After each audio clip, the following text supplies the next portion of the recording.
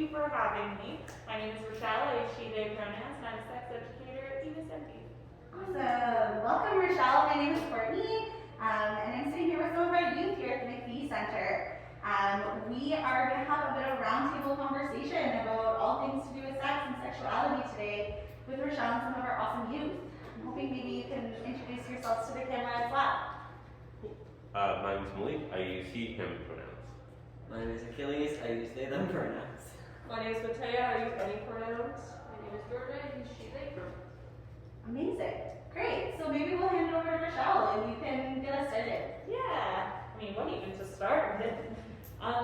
Yeah, I mean, generally speaking, like the things that I'll give you like the gist of what I normally talk about at work, and that's things from like safer sex practices to like identities and like how the things we do are like interpreted by what we call ourselves and vice versa.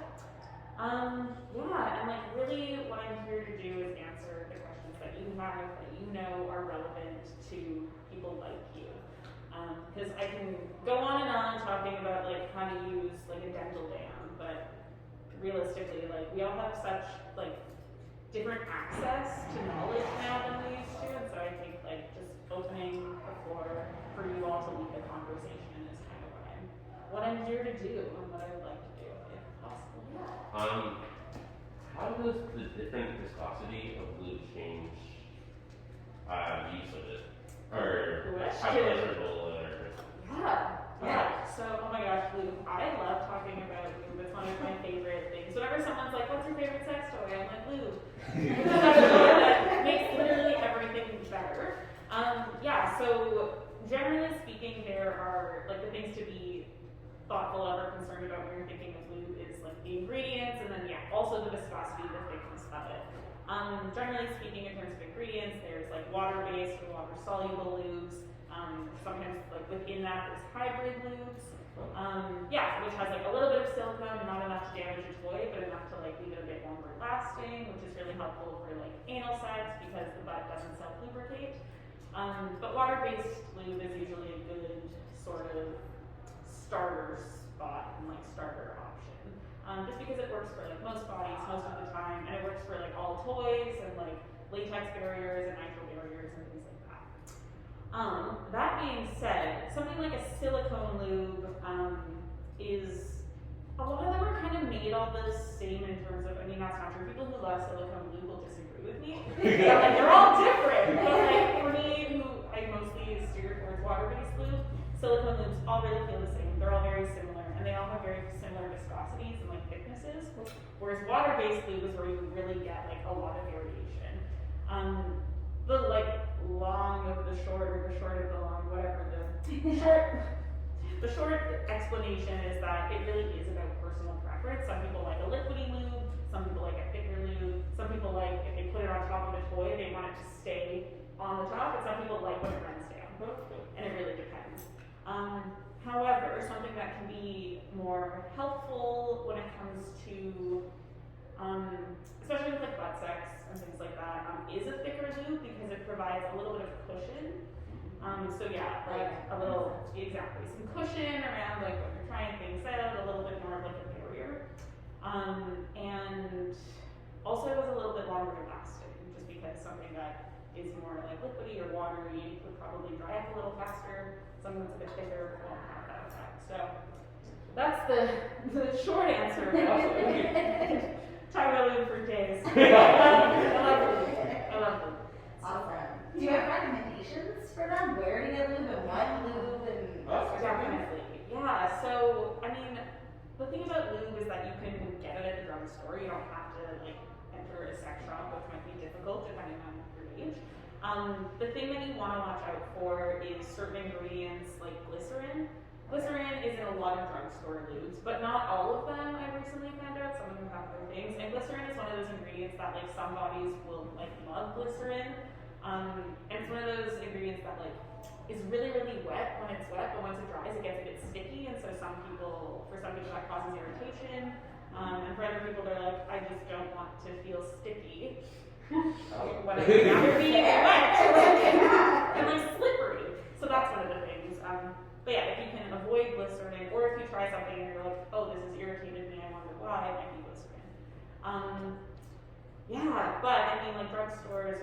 a good place to get lube because you are allowed to go to a drugstore, whereas like it's a little more complicated when it comes to sex shops. But you know, reach out to people in your life who you trust and who can go to a sex shop, and maybe they'll get you a nice water-based lube with a glycerin in it. That is my advice. Amazing. Go get lube from your trusted adult sources. Yeah, and then send them to Venus Envy because we've got lube. And we know a lot about lube. Yeah. And it wouldn't be the first time. Like a lot of sort of adults and parents come in and buy lube for like teenagers because they're like, I would rather they have like a good lube to use than try to use like Vaseline. Don't use Vaseline. Don't use Vaseline. It's not good for your body. Amazing. What's your view on saliva? I mean, spit is free and quick, but it is, you know how like when you lick your lips a lot, they just get more chapped? Versus like if you put like chapstick on, you actually might avoid chopping your lips. It's sort of that. Like the way that it dries and how much like sort of salt is in slime and things like that. You're just, you know, it works in a pinch. And, you know, there's something like, there is something sexy about like spitting into your hand or like putting your fingers in your mouth and then like touching somebody. But, you know, if you're looking for like real, like slippery, good like lubrication, then I would go with a lube. Yeah, that makes perfect sense. Well, thank you. These are great questions. I'm already so excited. After a great start. Amazing. Anyone else around the table have anything that they have off the top of their heads right now? We were talking before you got here, Rachele, and just doing a little bit of brainstorming. Some of the things that conversations we were having is a lot of folks are getting their sex education in schools, and sometimes it's not totally inclusive to the types of sex that they are having or maybe want to be having someday. So how does queer LGBTQ sex ed differ from that kind of like standard sex ed? Yeah, the main thing is I think like standard sex ed just leaves a lot to be desired, both in terms of like how comprehensive it is and like how much information they're giving, but also in how creative it can be. You know, I think when we are told like the definition of sex is like very much penetrated, it's supposed to be penis and vagina, and like that's so boring. That's so boring. And you know, we also literally right? Like one definition for something is the thing that's boring. Not to say that like penetrative sex can't be fun, it's just when that's the only option, and there's so much more creative that we can be.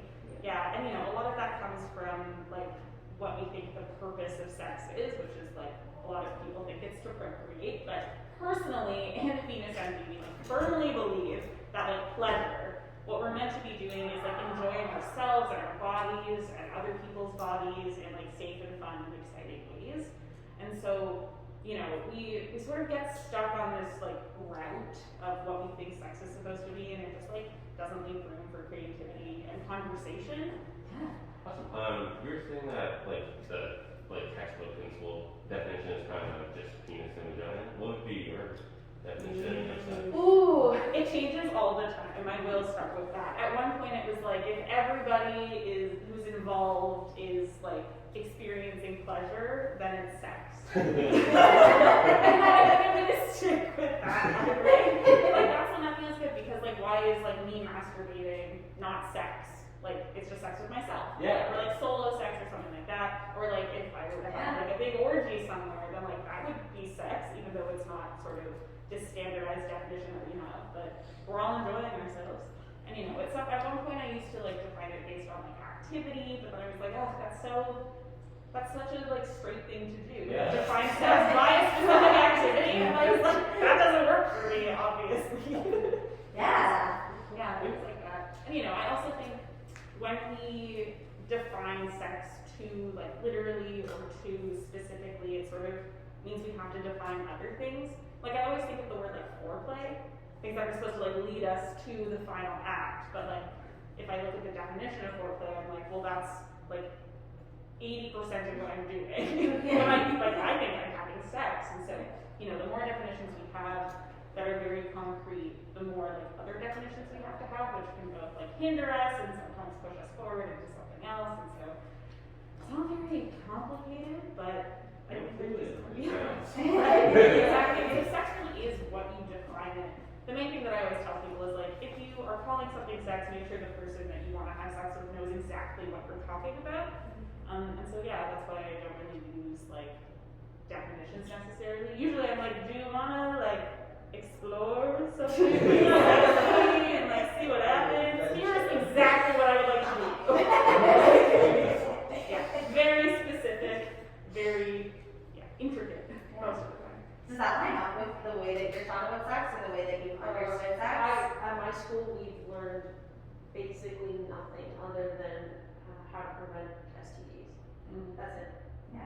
I think sometimes as like educators, the folks who are teaching those classes don't have the information to give to you. We And that's haven't one of the even hardest parts. learned just penis and vagina. And we haven't even learned that at my school.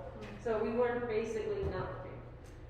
Which is like, but at least I don't have to listen to straight people talk about straight sex. There's some solace in that. But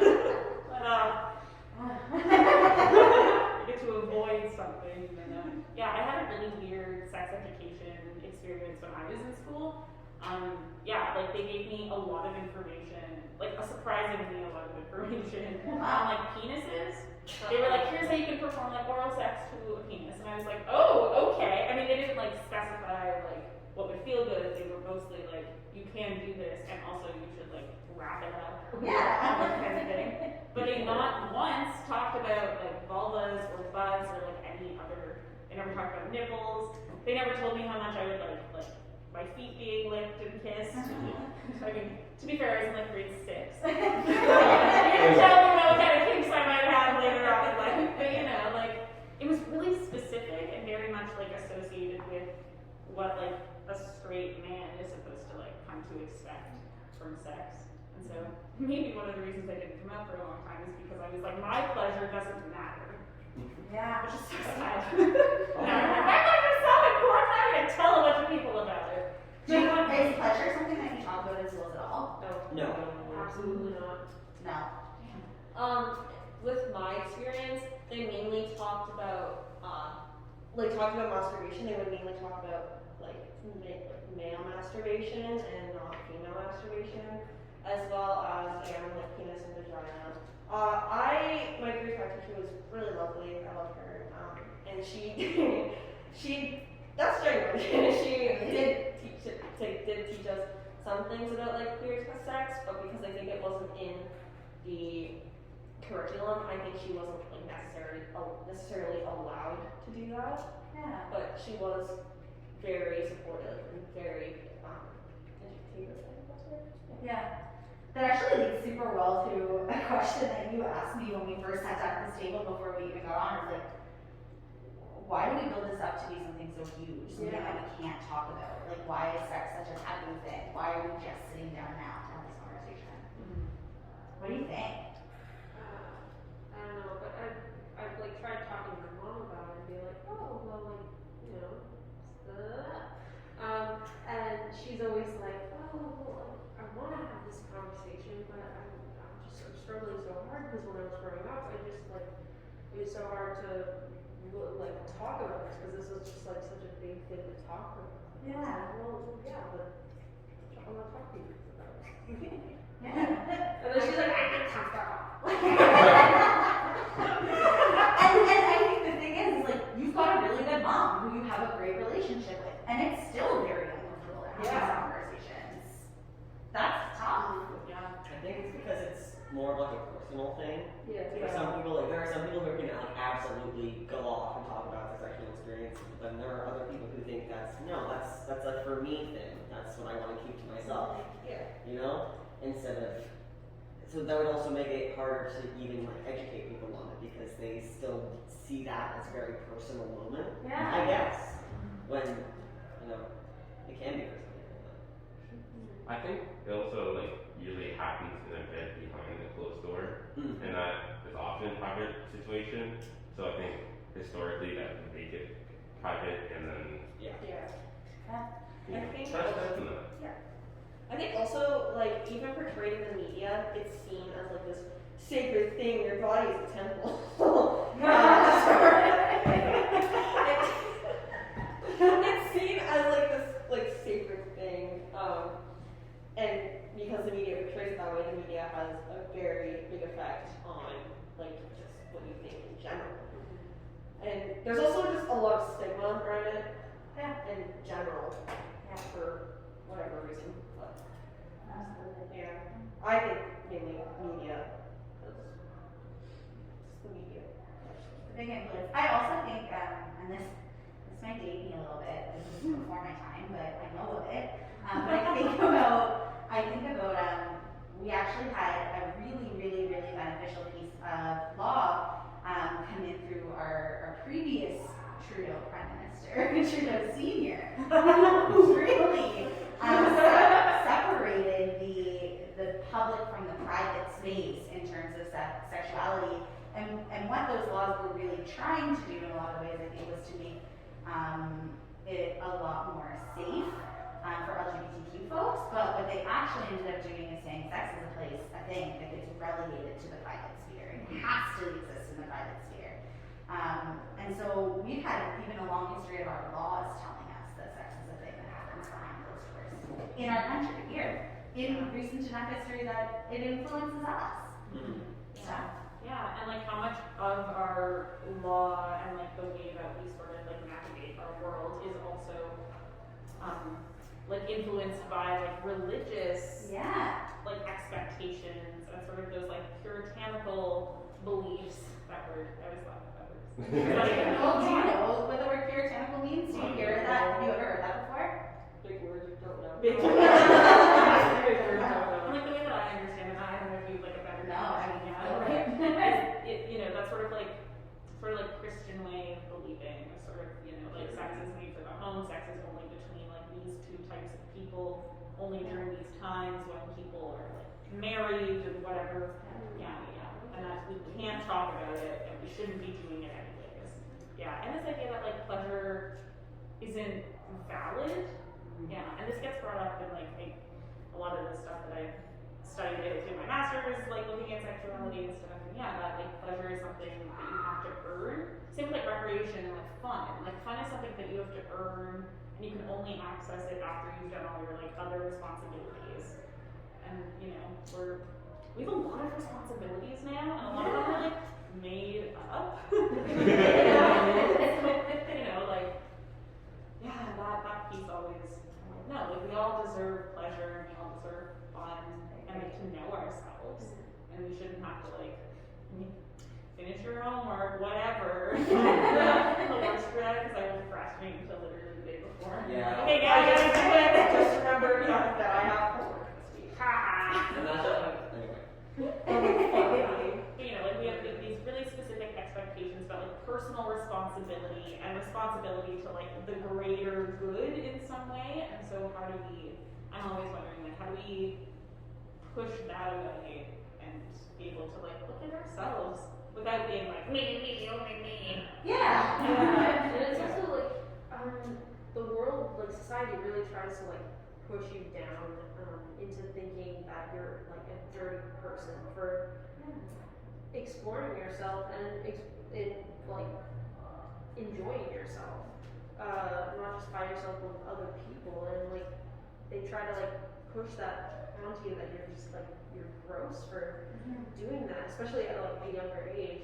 They're just like, oh, you're nasty, dirty boy. They're like, oh, well, you didn't wait till marriage. I think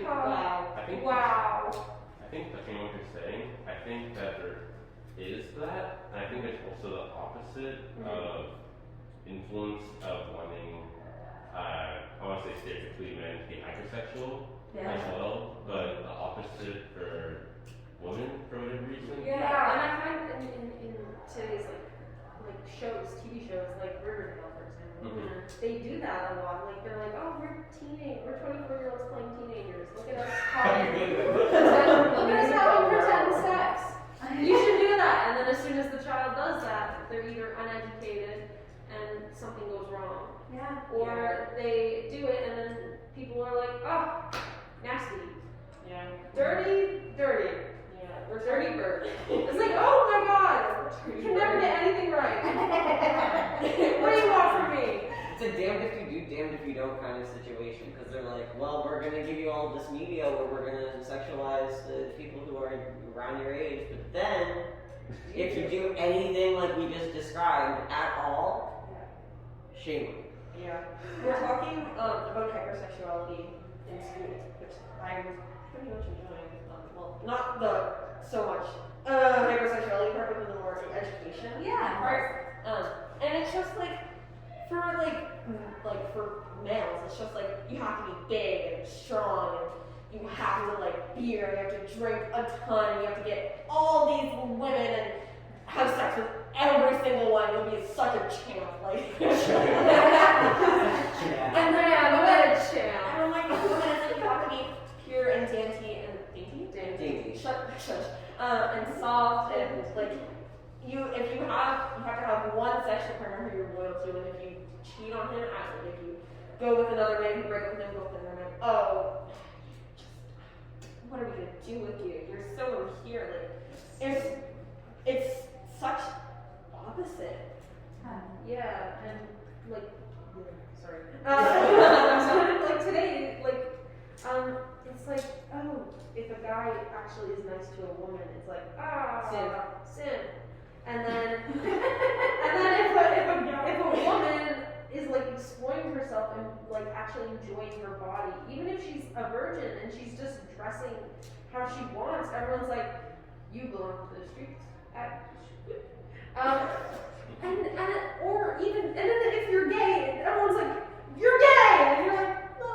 Same with that. I feel like it's very different. Like I feel like gay men is very normalized now. But then if you're like a woman, you're like, oh yeah, I also like women. But they're like, kiss in front of you right now and do it because they said so.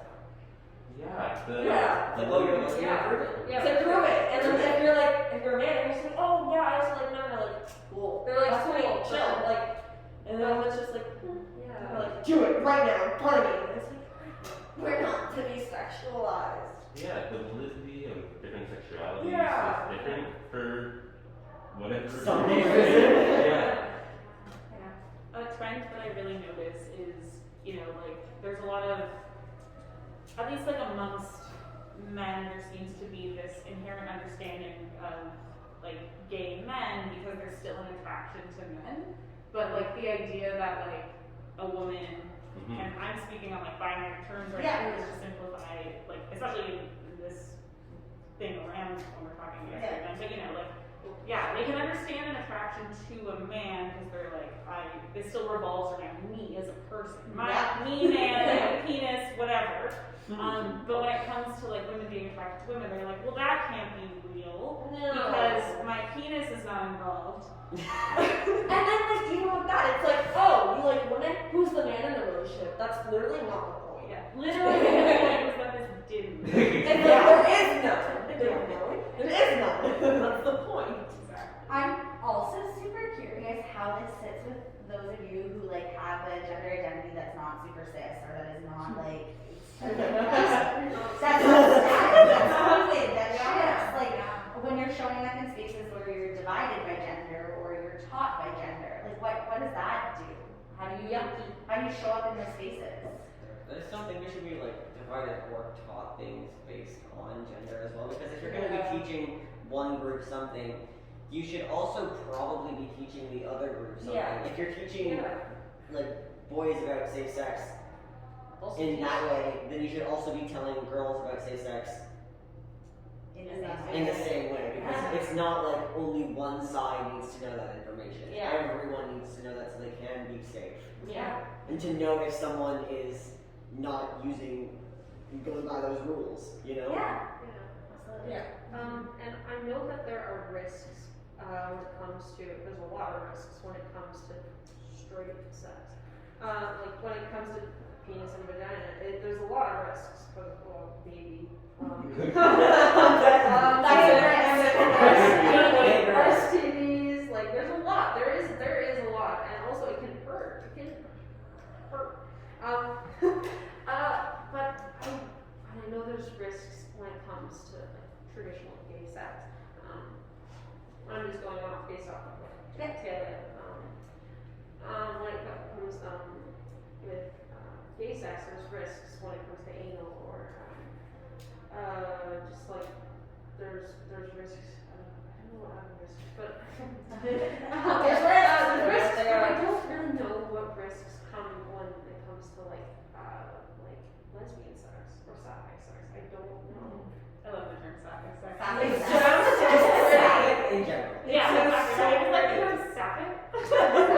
Yeah, and Sapphic that's sex. the thing. Like a lot of people, and especially a lot of like straight people and like straight lawmakers and straight like healthcare providers, don't know that there are also risks to sapphic sex or lesbian sex or like non-penetrative sex. That like anything that involves the genitals and like sometimes like other very sexy word, mucous membranes. Mucous membranes, so like like things like inside the butt, inside the vagina, inside the mouth, things like that. Like all of that does pose some risk to, and like specifically for like STIs or STDs. Exchange of fluids. Exactly. Yeah. Exchange of fluids provides risk, and so but without that education, like we don't know. And there's been a lot of what's the word I'm looking for? Yeah, there's just like not a good understanding, especially when it comes to like lawmakers and healthcare providers who, when the people who are supposed to be keeping us safe are then saying like, well, this doesn't have any risk, so like, whatever. And also now it doesn't count, like things like that. If it doesn't risk the possibility of like a baby, it doesn't count.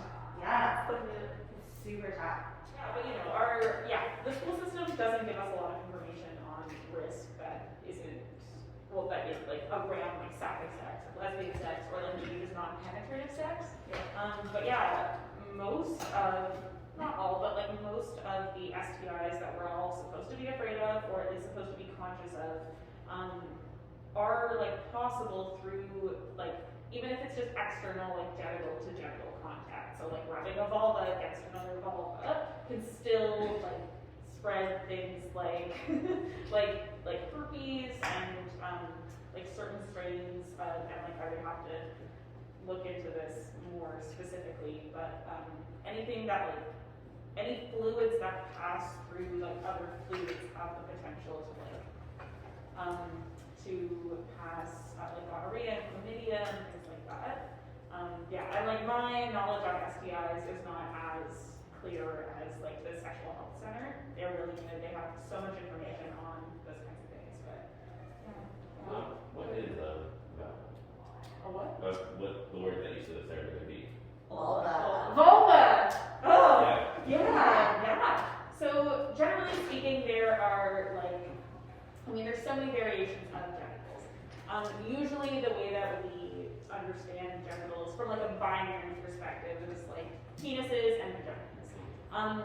The vagina is essentially the inside of a vulva. Yeah. Oh. Yeah. I have my models here.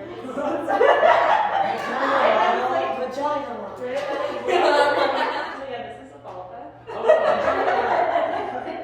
And usually, so I'm gonna open this up. Yeah, so when we're talking about the vagina, what we're actually talking about, or what is technically the vagina, is like this internal part, the part that things can go inside of, things can come out of.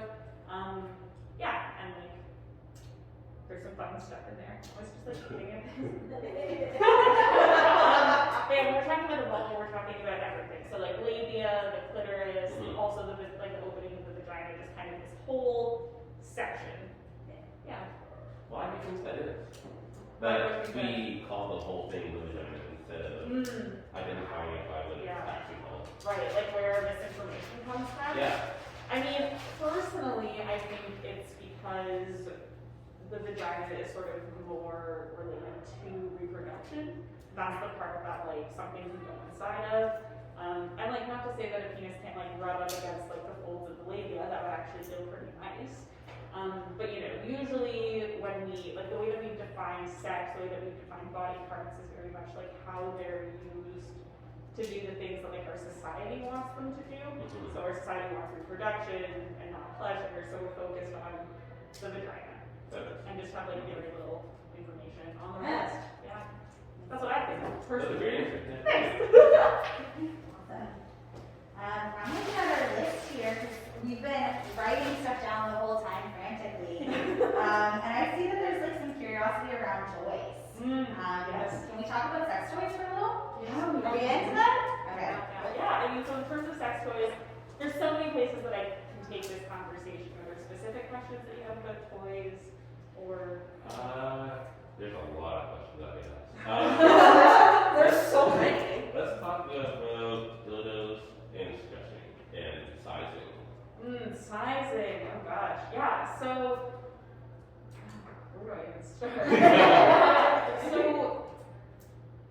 the thing about like body parts, and this is both sort of, you know, if we're talking about things we can put stuff inside, yeah, like the vagina is one of those body parts that really like expands and goes back to whatever size it's supposed to be, and that's different for everyone. All the time, regularly, it's one of those. But like, I think what a lot of people don't know about the butt is that it also like expands and contracts and just like changes shape whenever. You know, we can sort of feel that whenever we poop. That like our butt expands, or like our anal sphincters open up, close when we're done, and we move on with our life. But And those changes become permanent? kind of, sort of. You know, and there is some amount of change that can happen. Like after like childbirth, sometimes you know people have been noted, but. And here's where sort of there's like confusion and not enough like research and not enough kind of explanation. But usually what happens, and I wish I had a pelvic floor diagram for like body parts. So the thing about like our pelvic floor, which holds, it's kind of this like hammock of muscle that like it kind of encompasses all of our genitals and our butts and things like that. All of our butts, every single one. Yeah, so that's the thing that like, you know, when we talk about people being like loose or tight, like that information is not, it's not very descriptive and it doesn't actually mean anything. But like we also hear instances of people having like a hard time holding their pee in and things like that, and that's mostly related to the pelvic floor, so all the muscles that actually keep us like upright, and like keep everything kind of like doing what it's supposed to do. So the pelvic floor itself can be stretched and strengthened, and like lots of work can be done there. The most like common phrase people use to talk about like strengthening the pelvic floor is Kegels. It's where you like tense certain muscles in the same way that you would like tense your biceps or your abs. And the abs are like really very connected to the pelvic floor. Everything is really connected in general. The body is such a magnificent and confusing place. Yeah, but usually like if we're able to like figure out how to like engage our pelvic floor in some way, that's gonna help us with all of our like fun holes. Love that.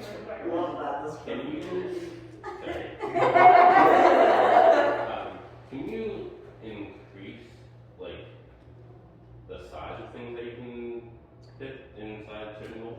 Yeah, for sure. So do you mean like can you increase like a penis size, or can you increase like what you put inside? Yes, Yeah, because you can't increase your penis size. That's impossible. no. But just throwing that out there, right? All those ads. Exactly. Write all of those ads, and I'm gonna make class for that thing until the end of time. But yes, so because our body and our genitals are made up of like muscles and holes and sphincters and all these things that do like expand and contract, we can very much teach it to like accept lots of different sized things.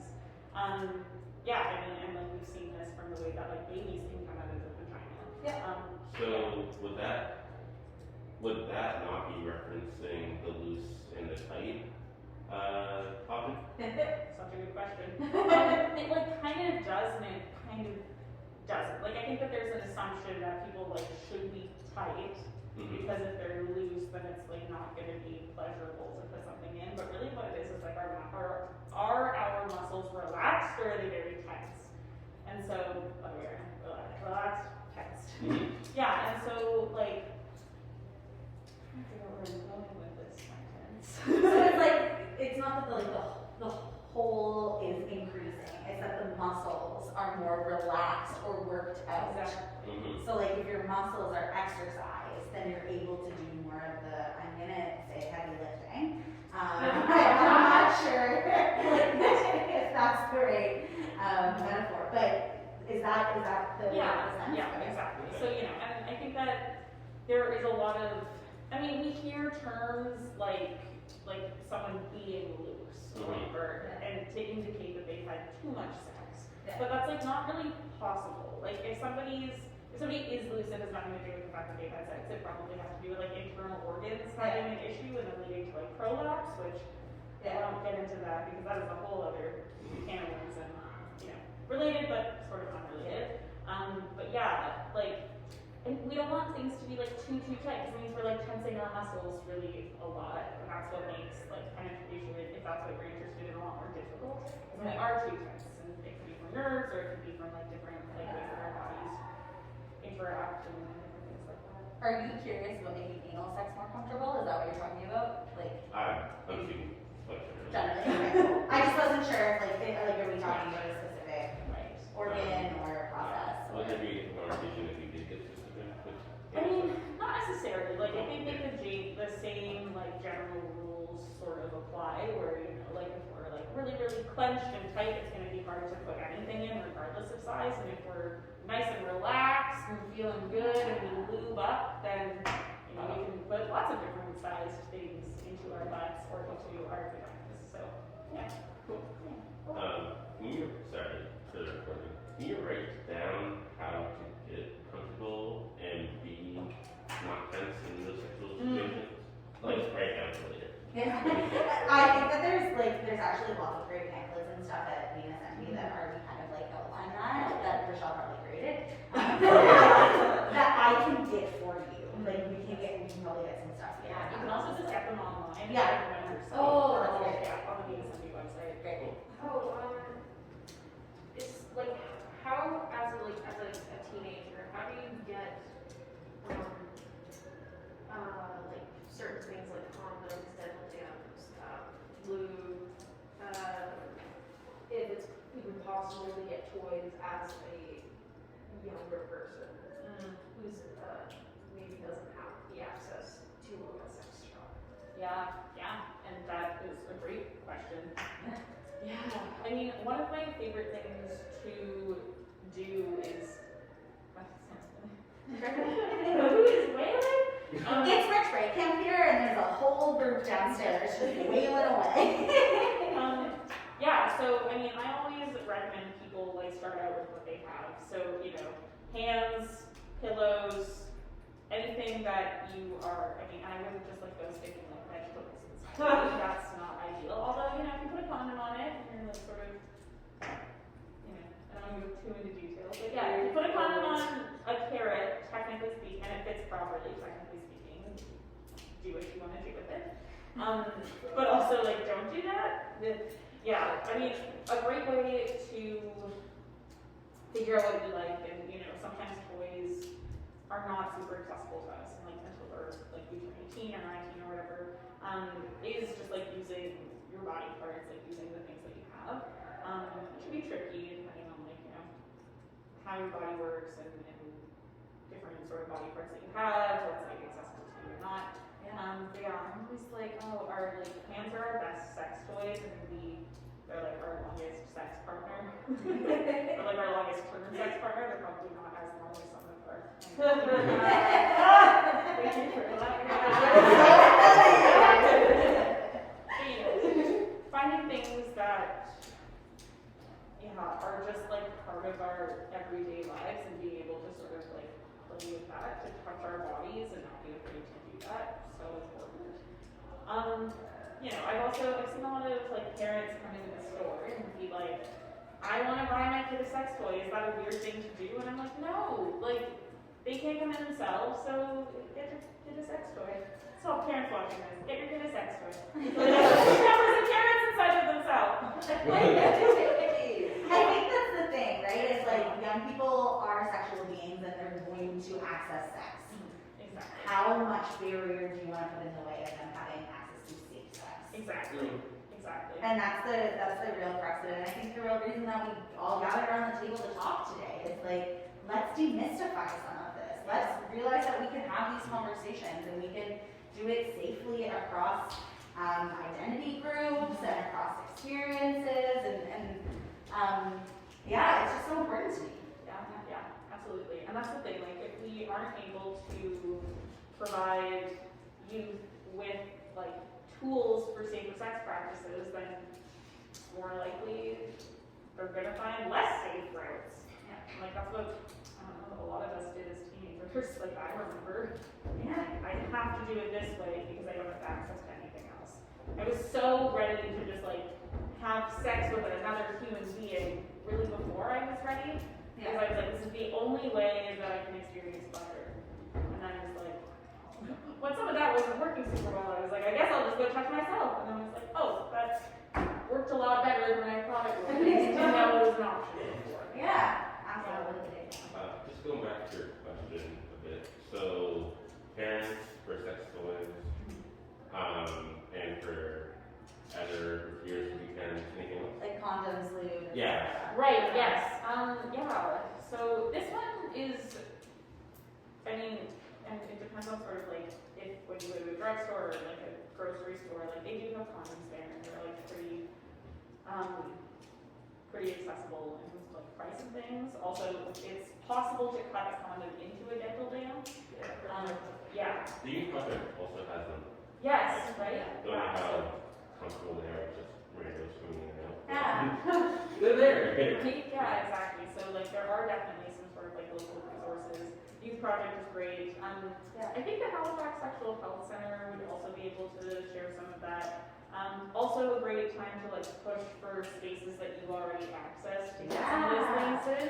Yeah. Right? So that's one of the things that I would really love to have a conversation about as well, is what can we stop doing at MacPhee Centre? And we have in the past had condoms and things like you. But the age of consent is 12, so why do you There's have different things? laws of consent depending on your age. I think Well- 12 is like the Yeah, 12 you can only consent to people who are Yes, 4 but years old. what it means is that you can have sex.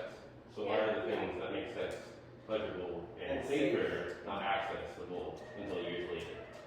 These are great questions. I think When you like condoms and things like that, when I believe as well, when you're in high school, when you have the youth health center, Yep. at least for mine, we had condoms and dental dams in a little basket that were free to take from people. Yeah, absolutely. Yeah. It's great to see that those things are actually accessible. My high school did not have baskets of condoms. So I was, well, I don't think mine did. And we also have like little packets of food as well with the condoms in the basket at every time. I've been given those before. Like in a summer camp, we talked about it, and then she was like, Take one, if I have to. I don't think I took one. I think I was just like dying to see one, so. And this is a while ago, and you're like, I'm not ready for this. Yeah. Yeah. for sure. Yeah. Are there any like burning things that we want to ask Rachele before we wrap up for the day on our roundtable on sex?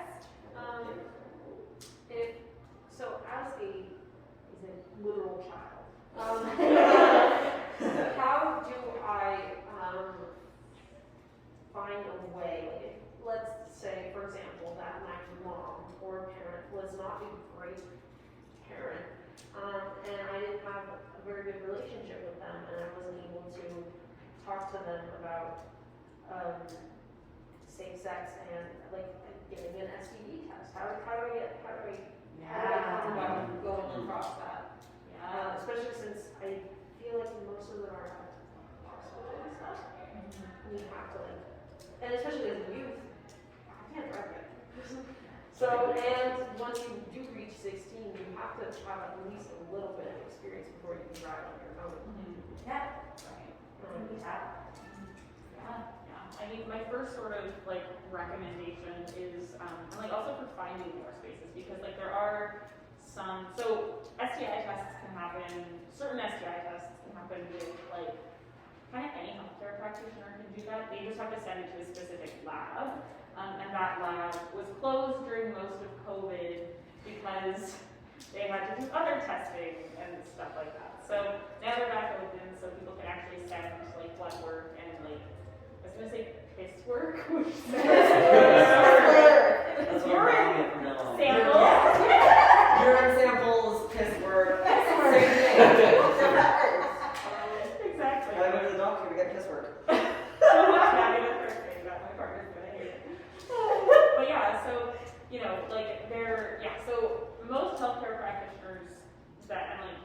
some healthcare practitioner that you trust can perform certain tests. Yeah.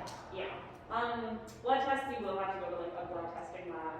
But for some of the really like common STIs like chlamydia and gonorrhea, those can be done with either like a physical swab, like to the genitals or like with a urine sample. And then those can be sent to the lab and you get your results and things like that. Yeah, and it sort of depends on, you know, the relationship that you have with like any healthcare practitioner that you have access to. Any like medical doctor sort of thing can do those tests. Yeah, and then certain tests can only be done when you like are having an outbreak. Yeah, and so that just means that they actually have to swab the outbreak or like the sores or bumps or whatever it is. So if you're under 16, you require an adult.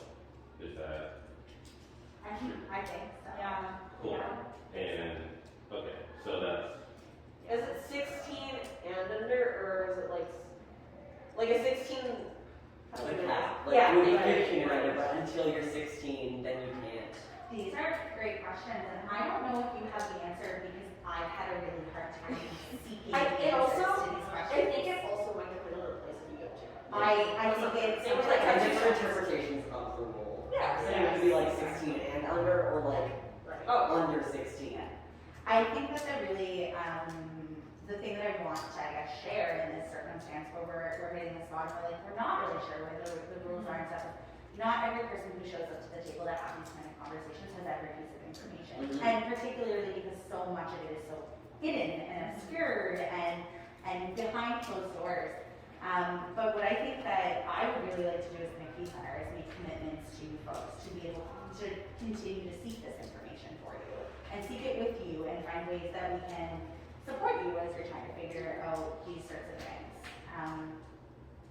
And I think that that's very much the spirit of Venus Envy too. It's, it's like an education-based organization, business. Sex shopping bookstore. Shopping books. Yeah, they're like, we really, you know, like we all have our own sort of, we have the things that we technically are experts in, but there's lots of, like, people come to us and are like, do you have a book on this specific thing? We're like, oh, no, we don't. And then we find that book and we sell it to a person, and then we also will probably read it ourselves and like learn a little bit more. Over the last like 5 or 10 years, there's been a big shift around like our relationship section of books used to look a lot more like attachment theories and like jealousy and how to talk about like your one singular relationship. And now that bookshelf is like overflowing with things about like non-monogamy and boundaries and like and limits and like negotiations, and it's very cool. Like we've had to learn about a lot of that stuff. And like some of us have explored it ourselves and some of us haven't, but we really all have some kind of expertise. And like you all have some kind of expertise. Like you're the ones who know the most about you and your bodies and your lives. And now it's really like the thing that I like about USND and like spaces like this in general is that we all get to share that expertise. Like it wasn't just me answering questions today. Like one of the questions I was like, I didn't even need to say anything. Like this is for you. So that was really, really cool.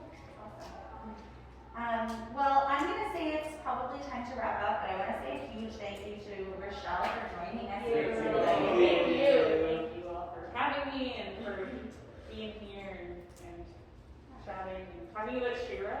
Yeah. Best. And we hope that those at home learned lots too. This is just the beginning of one of, I hope, many conversations that we can have that starts to be able to have real talks about real things that are happening in your lives and that you're curious about. So thanks for tuning in. Thanks everyone. Okay.